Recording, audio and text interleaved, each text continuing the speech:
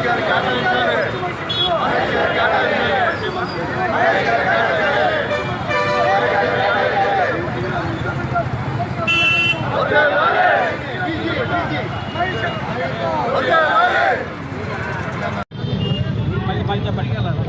పేరు రాయనాథ్ బాబు, నగరాల ఐక్యవేదిక అధ్యక్షుడిని. ఏమండి, కూటమి పెద్దలకి మేము విజ్ఞాపన చేస్తూ ఉన్నామండి. ఒకటే ఒక మాట, 10 మాటలు అవసరం లేదు. మీరు ఏ కారణంతో అయితే మీరు కూటమిగా ఏర్పడి రాజ్యాన్ని ఏర్పాటు చేయాలని నిర్ణయం తీసుకొని ఈ కూటమిని ఏర్పాటు చేశారో, ఇలాంటి పిచ్చి పనులు కనుక చేస్తే ఆ కూటమి మీరు అనుకున్న నిర్ణయం జరగదు సార్. కూటమి పెద్దలకు విజ్ఞాపన చేస్తున్నాను నేను. ఈ ఫలితాలు తారుమారైపోతాయి. అయ్యా పెద్దవారు, మీరందరూ కూడా మరొకసారి ఆలోచించాల్సిందిగా కోరుతా ఉన్నాను నేను. పోతిని మహేష్ లాంటి గెలుపు గుర్రానికి 10 సంవత్సరాల నుంచి ఇక్కడ ఎంతో కృషి చేసి ఎన్నో కార్యక్రమాలు చేసి పోతిని మహేష్ గారు ఈ స్థాయికి వచ్చాడు. ఇవాళ ప్రజలందరూ హృదయాల్లో చిరస్థాయిగా నిలిచిపోయేటట్టుగా ఆయన ఒక నాయకుడిగా ఎదిగాడు. ఇవాళ ఆయనకు వచ్చిన ఛాన్స్ని మీరు కనుక పోగొడితే ఆయనతో పాటు మీరు నష్టపోతారు. అలాగే ప్రజలకు ఇప్పుడు జరుగుతున్న నష్టం ఇంకా పెరుగుతుందని కూడా ఈ సభాముఖం మీకు తెలియపరుస్తాను. పశ్చిమ సీటు పశ్చిమ సీటు పశ్చిమ సీటు పశ్చిమ సీటు గెలుపు గెలుపు గెలుపు గెలుపు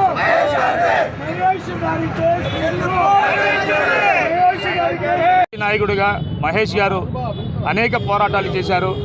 అలాగే మన విజయవాడలో జరుగుతున్న అవినీతికి తాను ఒక గట్టిగా నిలబడి తను ఒక త్రిశంకు సౌకర్యం దీనిగా అంకుశం మాదిరిగా తను గట్టిగా పోరాడి ఈ యొక్క ప్రభుత్వ వ్యతిరేక విధానాలు ఏదైతే ఉన్నాయో ప్రజారాజ్యకమైన విధానాలకి తను అనుకూలిస్తూ ప్రభుత్వ వ్యతిరేక విధానాలని గట్టిగా పోరాటాలు చేస్తూ గట్టిగా తను ప్రజల ముందుకు వచ్చాడు.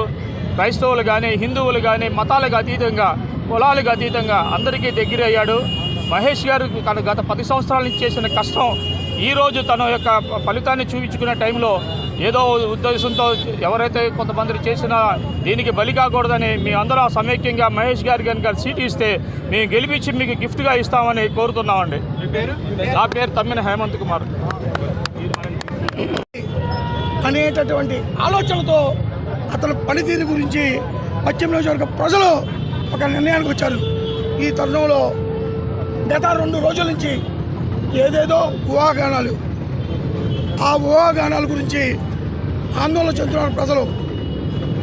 మా ఉద్దేశం ఏంటంటే, మేము మహేష్ సైనికులుగా, మహేష్ గెలుపుకి సిద్ధమైనటువంటి కార్యకర్తలుగా, ఒక బీసీల నాయకుడిగా మాది ఒకటే. కుల మతాలను పక్కన పెట్టాం, పార్టీలను పక్కన పెట్టాం.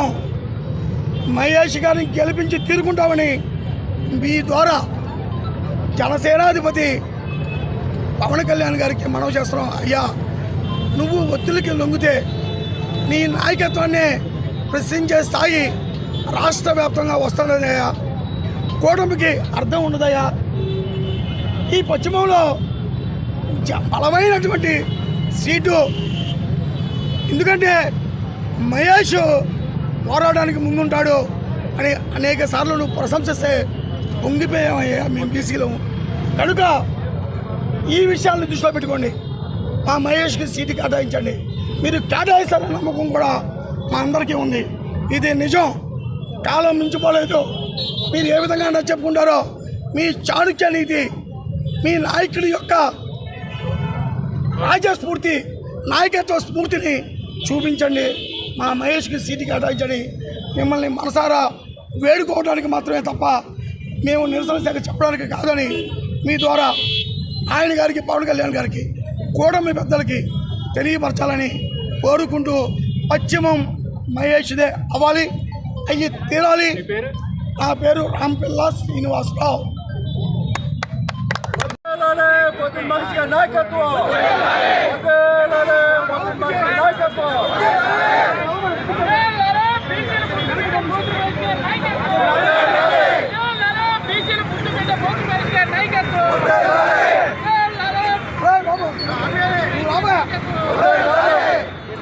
సాంబా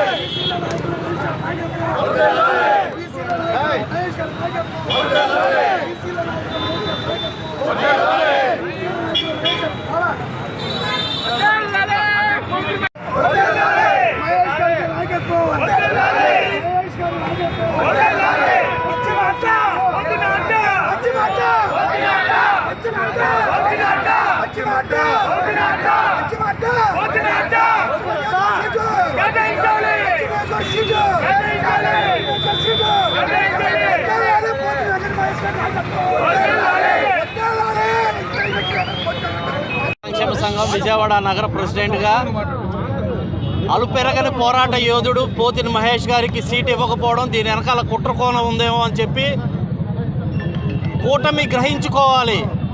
ఈ కుట్రలో కూటమి ఒక సీటు బలి అవుతుంది తప్ప సీటు గెయిన్ అవ్వదు. పోతిని మహేష్ గారు గెలిచే గుర్రాన్ని లోపలకు ఉంచితే ఈ సీటు కోల్పోవడమే కాకుండా కూటమికి నష్టం జరుగుతుందనే విషయాన్ని బీసీ సంక్షేమ సంఘం నుంచి నేను కనిశెట్టి లక్ష్మణరావు తెలియజేస్తున్నాను. జాతీయ బీసీ సంక్షేమ సంఘం పోతిని మహేష్కి మద్దతు తెలుపుతుంది.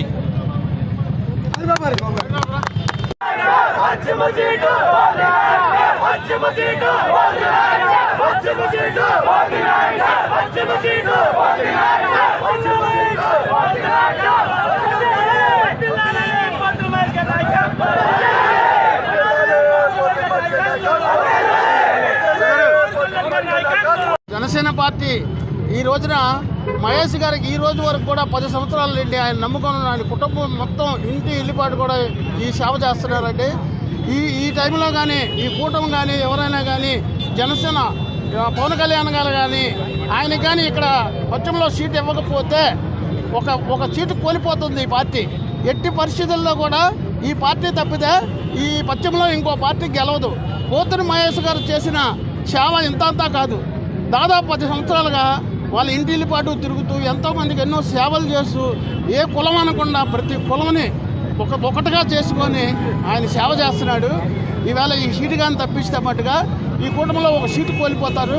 ఇది మహేష్ గారికి ఇవ్వాల్సిందిగా కోరుతున్నాను. నా పేరు లక్ష్మీరావు గారు, నగరాల దేవస్థానం.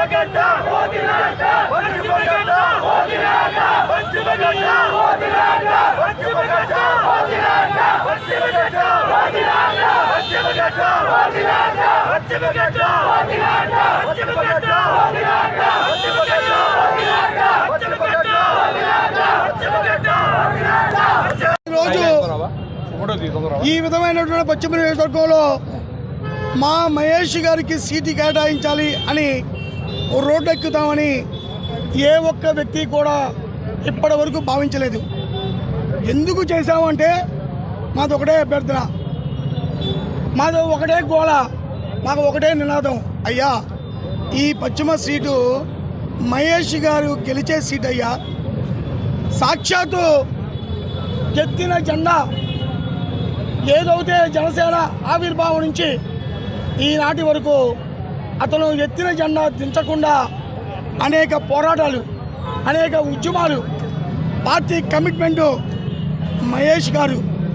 అటువంటి మహేష్ గారి గురించి సాక్షాత్తు జనసేన అధిపతి పవన్ కళ్యాణ్ గారే చెప్పారు.